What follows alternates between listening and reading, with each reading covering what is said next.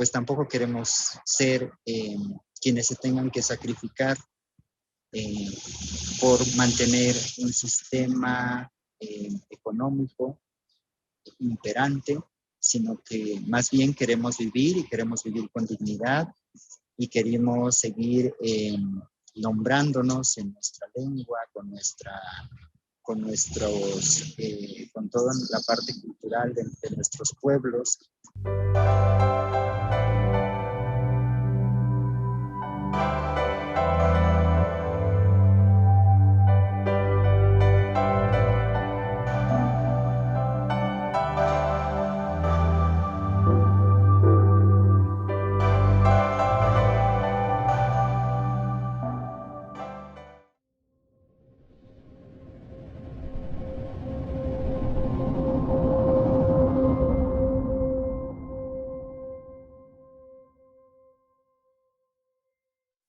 Buenas noches, ¿cómo están? Les doy la bienvenida al programa Las Reporteras que la Jornada de Oriente difunde en sus redes sociales este lunes 28 de febrero, el último día del segundo mes de 2022. Y para abordar este programa, pues les tengo que comunicar que se encuentran con nosotros dos integrantes de la Alianza Mexicana contra el Fracking, para hablarnos precisamente sobre esta lucha que continúa porque las autoridades mexicanas aún no han tomado una postura contundente sobre este método de exploración y de extracción que se utiliza para para llegar a estas reservas de hidrocarburos que tiene México. Se encuentra con nosotros Sol Pérez Jiménez, quien es investigadora en el programa de Territorio, Derechos y Desarrollo de Fundar, así como Guadalupe Pérez Rodríguez, quien es habitante del municipio de Pantepec, que es un municipio con una alta presencia de comunidades indígenas, es un pueblo totonaco, y les doy la bienvenida al programa. ¿Cómo están? Hola, muchas gracias por la invitación. Un saludo a estar por acá. Chisguas Milihuacán, Tachihuinamana y Tachihuin Huachanacachiquín. Buenas noches a personas, mi nombre es Guadalupe Pérez Rodríguez y les hablé en nuestra lengua totonaca de acá de Pantepec.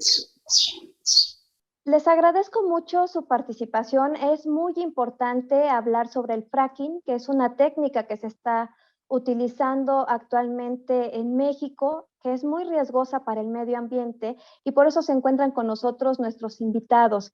Y para empezar, me gustaría mucho que Sol nos explicara por qué surge este movimiento y en qué etapa se encuentra, porque nos encontramos ante un gobierno, ante una autoridad que en campaña se pronunció en contra del uso del fracking, de la fractura hidráulica, pero que esto no se ha concretado en un veto legislativo para que ya no sea utilizado en estos proyectos de exploración y de explotación de hidrocarburos.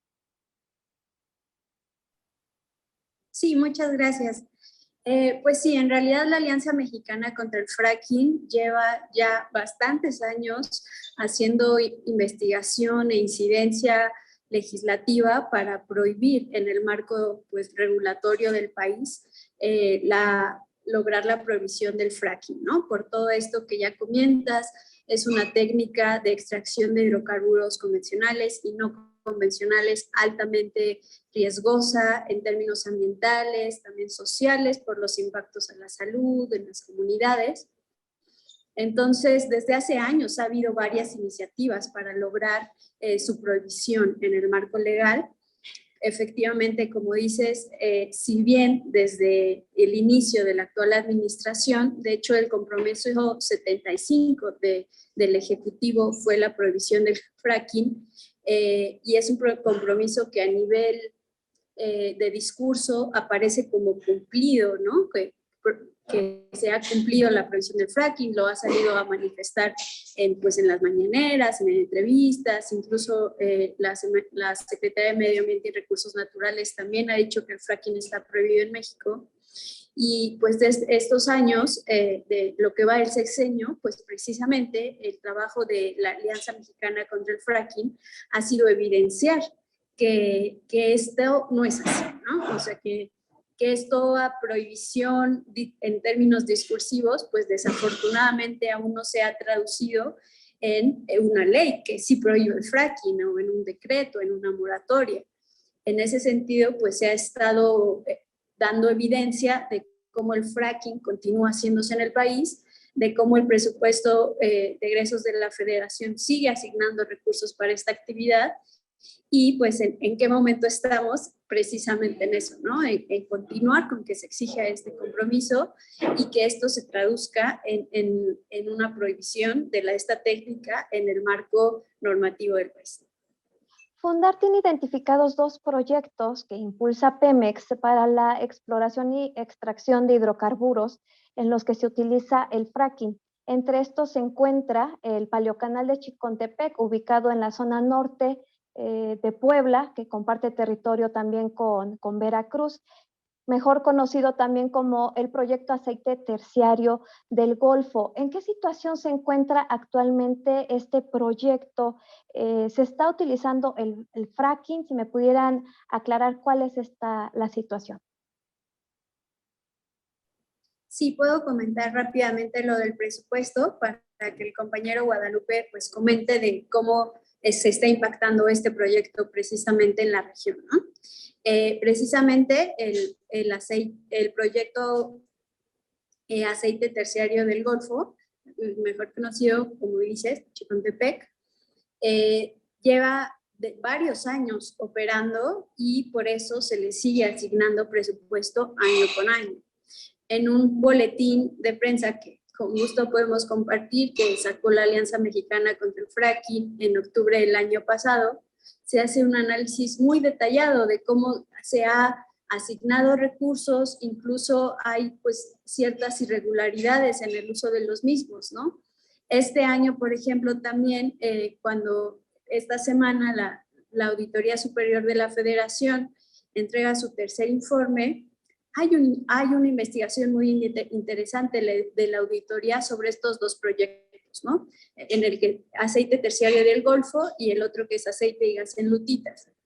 Y precisamente se confirma cómo pues, este de Aceite Terciario del Golfo tiene 25 asignaciones de exploración y extracción de hidrocarburos, que por la geología del mismo yacimiento incluye exploración y después extracción de hidrocarburos no convencionales, ¿no? Lo cual confirma pues esta apuesta por los hidrocarburos y el modelo fósil, ¿no? de la actual administración. Y estos proyectos tienen observaciones de la Auditoría Superior de la Federación. Exactamente, sí, hay una serie de irregularidades identificadas que podremos detallar más adelante, pero esa es la cuestión, ¿no? O sea que por una parte se dice que no hay fracking en México y por la otra se continúa asignando recursos a esta técnica, habiendo pues también una falta de información, ¿no? Sobre los mismos, ¿no? De cómo se usan estos recursos, bien cuántos proyectos o pozos se han explorado, etcétera, ¿no? Las compañías que subcontratadas para ello, etcétera, ¿no?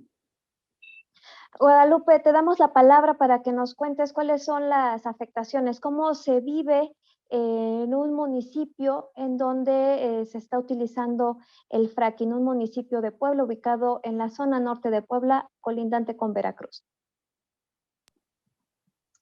Muchas gracias. Bueno, nosotros no sabíamos que existía el fracking y tampoco teníamos como mayor referencia de esta técnica. En el ejido El Tablón, municipio de Pantepec, pues supimos de esta situación porque a finales de marzo de 2019 empezó a haber una serie de un olor a gases, a diferentes gases, pero que sobre todo tenía mayor fuerza en la noche, en la madrugada más bien, cuando Pantepec ya pertenece a la parte baja de la Sierra Norte, pero todavía suele haber neblina y es parte como del clima, pero también pues en esos momentos, en esa parte del día, pues era cuando empezaba como a incrementarse el olor, que al principio es este aroma de, nosotros le decimos como cuando el huevo se pudre y entonces si lo rompes, pues genera un olor muy característico, pero además es muy penetrante. Y, eh, y también durante el día, sobre todo cuando el sol estaba más fuerte, es cuando se llegaba a percibir.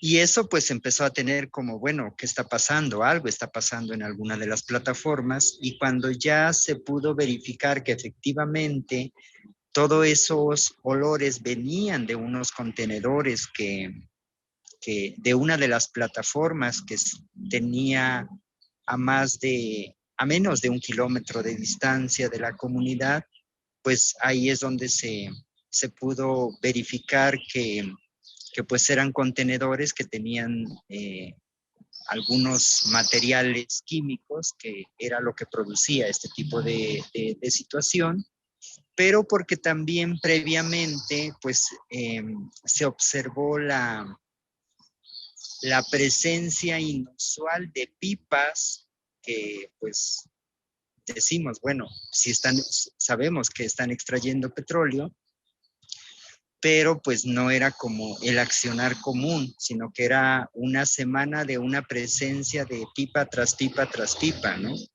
¿Qué es una obviamente pues característica de este tipo de proyectos? Necesitan mucha agua combinada necesitan con agua, químicos. exacto, con químicos, y creo que arena es otro de los elementos. Pues eso fue por ahí de la última semana de marzo de 2019, cuando se estuvo como presentando mayormente esta situación, pero ya a principios de abril de ese mismo año, pues todo esto iba incrementándose. No es que se tuviera, sino que se incrementaba, y pues ninguna de las autoridades te hacía caso, porque además ibas con el gobierno municipal y el gobierno municipal decía que pues eso es una cuestión de Pemex. Ibas con Pemex y te decía que pues ese era un tema de la empresa contratista que estaba trabajando esa parte de la plataforma.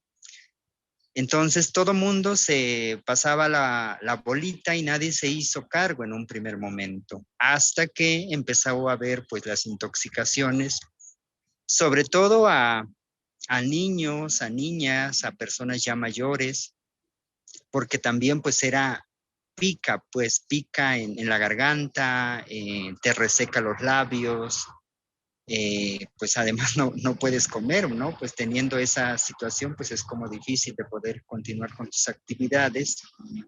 Y pues, de hecho, la Jornada de Oriente nos ayudó a replicar esta situación. Presentamos un escrito de queja a la CNDH para que empezaran a atender en un primer momento, pues toda la cuestión de la salud, porque era lo que se estaba comprometiendo en un primer momento, y ya posteriormente pues también se demandaba pues a las distintas autoridades del sector de energía, pues primero que nos dijeran como comunidad qué es lo que estaban haciendo, qué proyecto estaban desarrollando, porque nunca supimos, porque como se han excusado de que no está en territorio ejidal, esta plataforma, sobre todo donde aplicaron esta técnica, sino que pertenece a estas llamadas pequeñas propiedades, pero que también,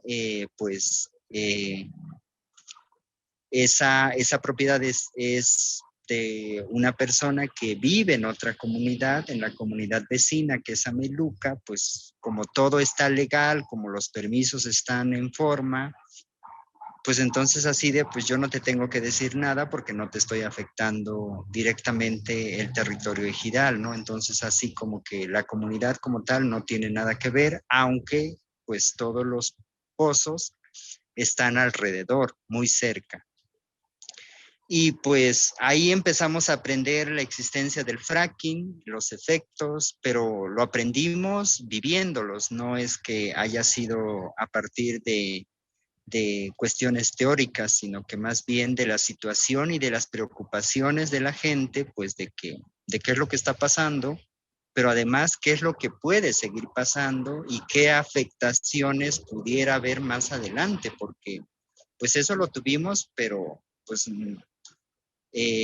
muchas cosas no sabíamos y pues ya todas a partir del acompañamiento de la Alianza Mexicana contra el Fracking, pues ellos hicieron la documentación y entonces pidieron solicitudes de transparencia y a partir de todo eso, pues se fue confirmando pues parte de lo que nosotros decíamos, pero que no teníamos ningún dato duro, digamos, cómo comprobarlo, pero pues eso fue lo que se tuvo.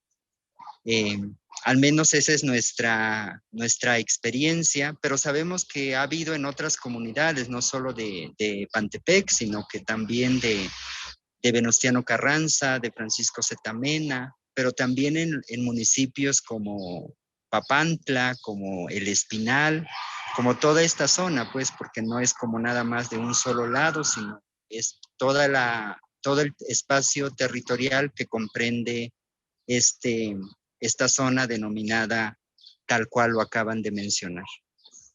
¿Qué es lo que ha pasado? Hablas que se solicitó la intervención de derechos humanos. ¿Hubo algún avance, algún compromiso, algo cambió después de estas denuncias que realizaron del manejo de esta técnica? Pues como tal, no. Sabemos que remitieron como nuestros escritos a la ASEA, a la agencia que responsable de la verificación de que todo se haga conforme lo marca la norma, pero de ahí no hemos tenido ninguna otra información y por parte de Pemex tampoco, porque lo único que hicieron en los momentos en los momentos un poco críticos fue instalar unos ventiladores que lo único que hacían era desviar la presencia de los gases a otro punto para que no llegaran a la comunidad, pero eso se iba a las comunidades vecinas. Entonces nada más es como si tienes un hoyo, lo abres otro y ya lo tapas y así, pero no resuelves el problema. Bueno, eso fue lo que hicieron en un primer momento. Y después instalaron un quemador que vamos, la gente de Pemex te dice, por una parte, esto lo hacemos siempre, no pasa nada, ¿no? Por otro lado, te dicen, tiene muchos químicos que sí afectan, ¿no? Pero nadie te lo hace de manera formal, porque tú lo pides de manera formal y no te lo dicen. Entonces son como todo este tipo de información que no se asume la responsabilidad de decir qué es lo que se está haciendo, cómo se está haciendo. Y creo que lo mínimo que deberían de tener las comunidades, pues es saber qué es lo que está pasando. Porque, y como ya la pregunta era, bueno, ¿y qué ha pasado en cuestión de respuesta? Pues lo único que hicieron es pavimentaron menos de 1 kilómetro en la comunidad. Eso diríamos que ha sido como la mayor respuesta que ha habido por parte de Pemex, porque sí es cierto, en otras comunidades ha habido incluso remodelación de escuelas, todo eso, pero en nuestra comunidad, en el Ejido El Tablón, no ha habido nada más que esa pavimentación de menos de 1 kilómetro, que solamente abarca una parte de la calle principal de la comunidad. Y como si eso compensara el daño que podrían estar ocasionando al medio ambiente y a las personas. ¿Continúan los olores? ¿Continúan enfermándose? Se llegan a percibir, pero solo en ciertos momentos, ya no es constante. Lo que sí es que instalan como una maquinaria grande como una especie de, ¿cómo les digo? Sí, es una maquinaria que como si estuviera haciendo perforación si estuviera perforando pues la tierra. Eso, por ejemplo, tuvieron en uno de los pozos que está cerca, lo hicieron en junio del año pasado, de ahí pues no ha habido como mayor movimiento,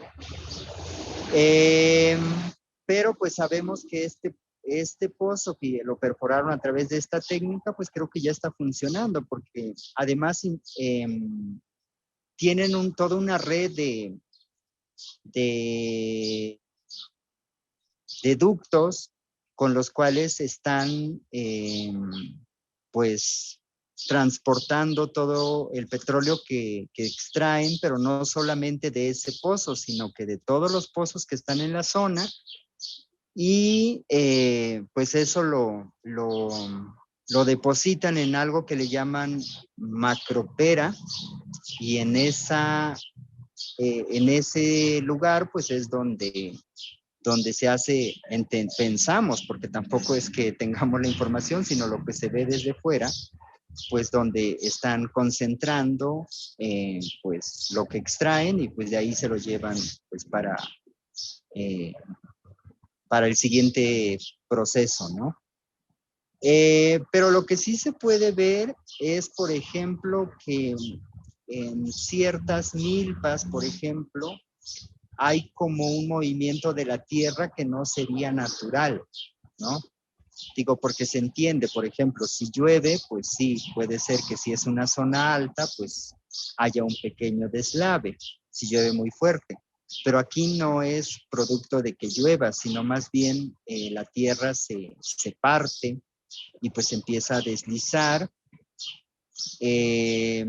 Por otro lado, por ejemplo, se empieza a ver en lo alto de los cerros como una nube grisácea que antes no la teníamos, era como no se veía, y ahora ya es... Hay que aclarar que no es un trabajo en el que ha participado Pemex, no es un lugar en el que Pemex ha participado recientemente a partir de 2019, sino que lleva décadas tratando de acceder a, pues, a estos yacimientos, a estos yacimientos de hidrocarburos, y es hasta a partir de 2019 que notan mayor impacto en el ambiente, como tú comentas, esta nube grisácea que empieza a cubrir la comunidad, ¿o ya era algo que se presentaba?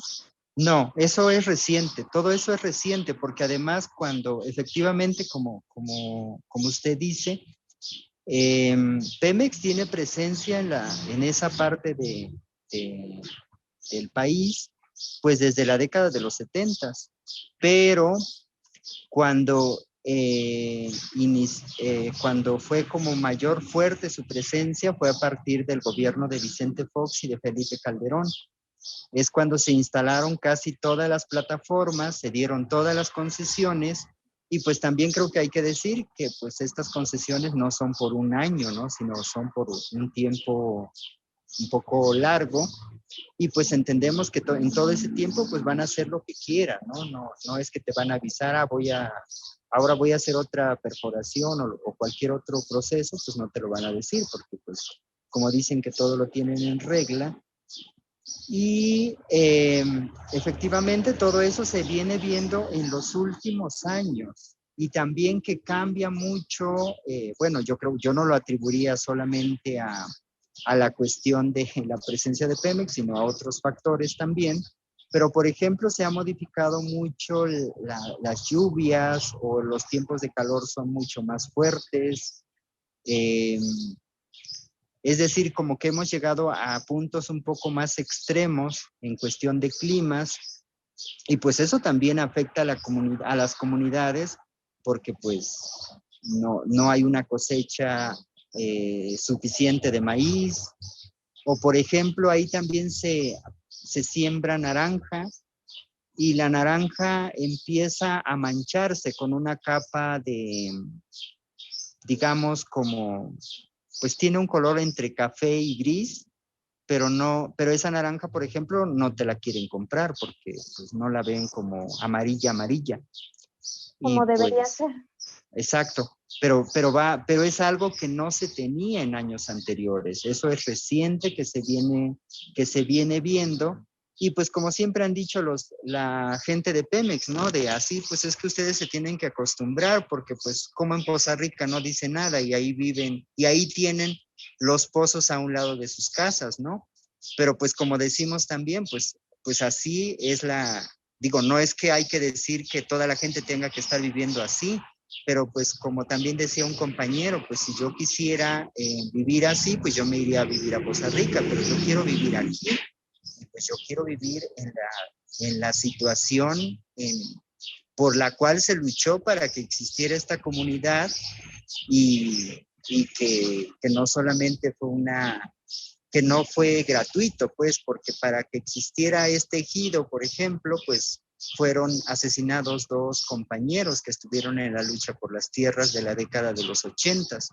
Entonces digo, no podemos decir que pues hay que acostumbrarnos a vivir en un espacio contaminado o que nos digan después, pues mejor váyanse porque pues aquí necesitamos porque hay yacimientos que nos interesan, sino más bien pues para que existiera la comunidad pues ha costado sangre, entonces no nos podemos dar el lujo de decir haz lo que quieras sin que cuestionemos las políticas que se están impulsando por gobiernos que asumen discursivamente una posición, pero que en el día a día pues no es suficiente. Y justamente sobre pues, esta postura del gobierno que en el discurso dice que no apoya el fracking, pero que en el presupuesto le destina recursos, Sol tiene una posición muy clara porque Fundar ha estudiado el presupuesto de egresos de la Federación, la asignación que ha realizado la Cámara de Diputados, la distribución de dinero a estos 2 proyectos, entre este aceite terciario del Golfo o el Paleocanal de Chicontepec.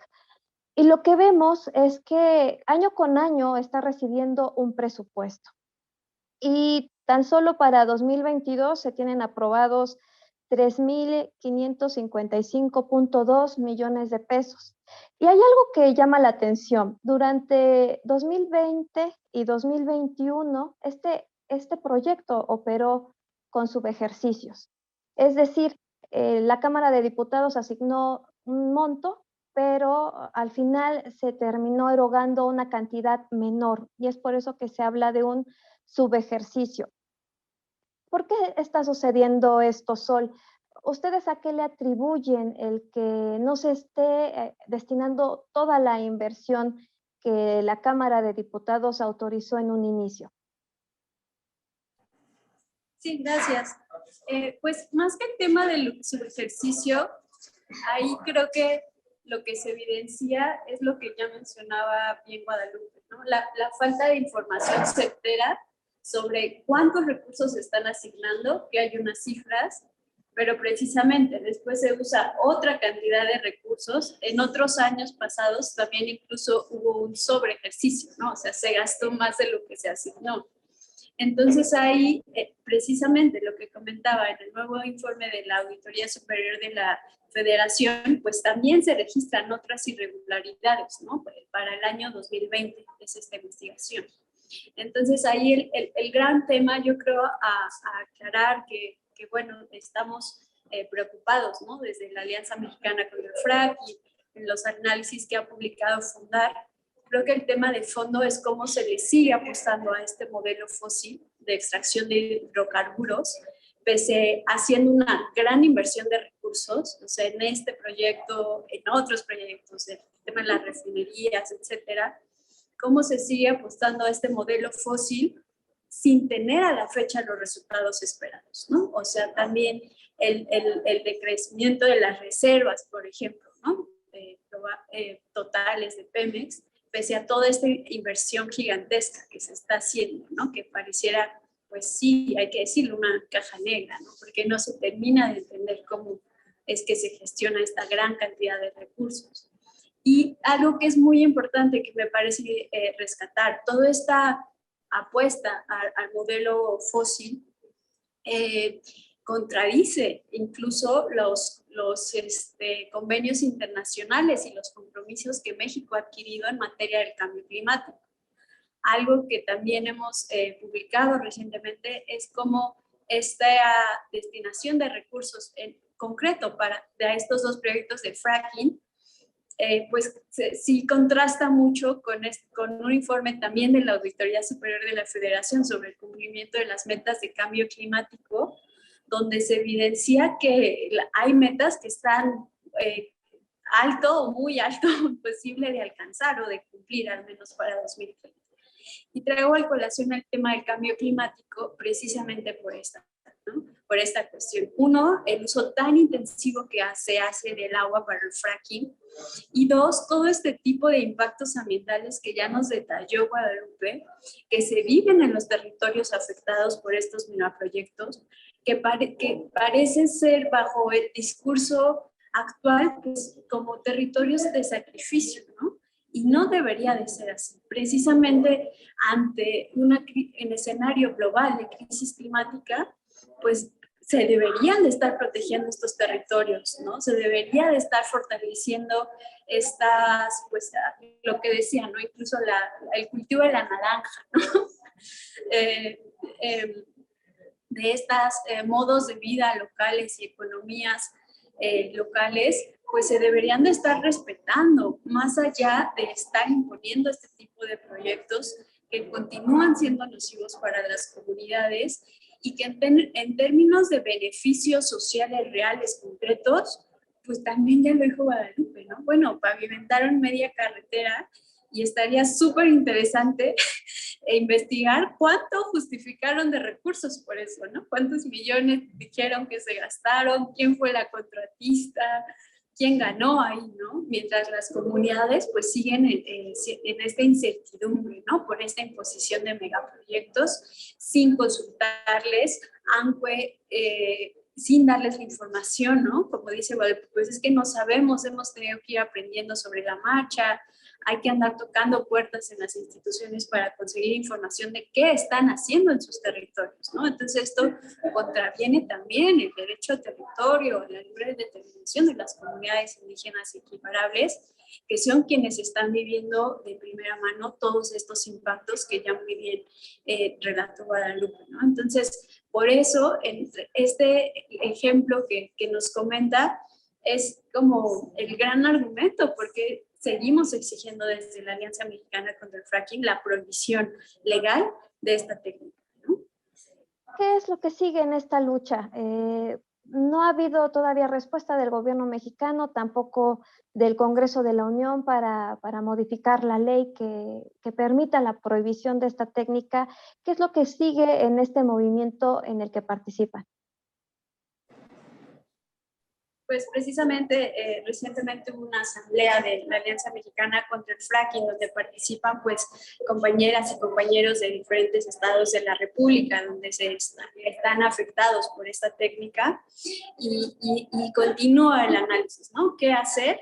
Bueno, pues seguir exigiendo es que se cumpla este compromiso 75, pero más allá del discurso, ¿no? O sea, que se logre un decreto, una moratoria en términos en el marco legislativo de prohibición del fracking y pues también seguir documentando todos estos impactos, ¿no? Que como dice Guadalupe, pues es en comunidad y en las comunidades donde hay este tipo de proyectos, pues hay muchísimos impactos. Sigue abierta la pregunta de qué hacer ante este escenario. Creemos que también es muy importante pues seguir aportando información, insumos técnicos, testimonios, ¿no? De las propias comunidades. Entonces, en definitiva, pues todavía hay una lucha y un camino por resolver, ¿no?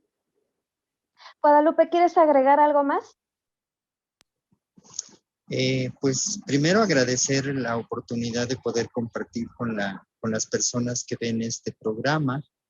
Agradecer la oportunidad, que miren un poquito también lo que pasa en las comunidades. Efectivamente, nosotros somos de los últimos municipios que estamos muy hacia el norte, pero pues también acá nos pasan cosas y pues acá también nos han pasado cosas, ¿no?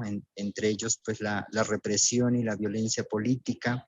Entonces creo que algo que pensamos es que no tendríamos que sumar más agravios a los que de por sí tenemos pendientes, ¿no? Entonces creo que ahí es donde sigue ese llamado, ¿no? Ese llamado a que las cosas se hagan como se tengan que hacer, ese llamado a que la gente conozca estas historias, estas situaciones, a que pues tampoco queremos ser quienes se tengan que sacrificar por mantener un sistema económico imperante, sino que más bien queremos vivir y queremos vivir con dignidad y queremos seguir nombrándonos en nuestra lengua, con toda la parte cultural de nuestros pueblos. Y creo que también los pueblos necesitamos no solo ser decoración, no solo aparecer en el discurso, sino que más bien que todos los pendientes que el Estado mexicano tiene con los pueblos originarios, pues también se tienen que ir materializando en muchos sentidos, porque no bastan las disculpas públicas si efectivamente no vemos reivindicaciones, ¿no? Entonces creo que pues ahí está también la invitación a la gente, a las personas que ven este programa, que pues voltemos a ver, porque al final del día creo que todas las luchas pues tendríamos que irnos encontrando, ¿no? Entonces creo que también eso es importante, no perderlo de vista. No tendríamos que seguir caminando de manera aislada porque nos necesitamos como humanidad. Tenemos que construir también, más bien tenemos que retejer el lazo comunitario, tenemos muchos pendientes pues como país, pero pues tenemos que seguir caminando. Guadalupe Sol, les agradezco mucho su participación. Muchas gracias, seguimos en comunicación. Muchas gracias. También agradecer a todos los que siguieron este programa. Recuerden que mañana podrán ver esta entrevista nuevamente en las redes sociales de la Jornada de Oriente a las 6 de la tarde. Ya nos veremos en otro programa de Las Reporteras. Hasta luego.